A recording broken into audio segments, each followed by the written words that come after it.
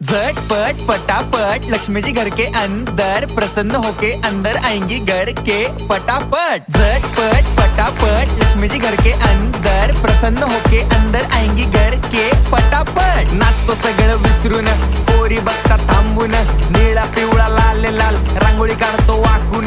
सणासुदीला रांगोळी काढ, भाऊचा बर्थडे रांगोळी काढ, नवीन वर्ष रांगोळी काढ, कलर उरला रांगोळी काढ।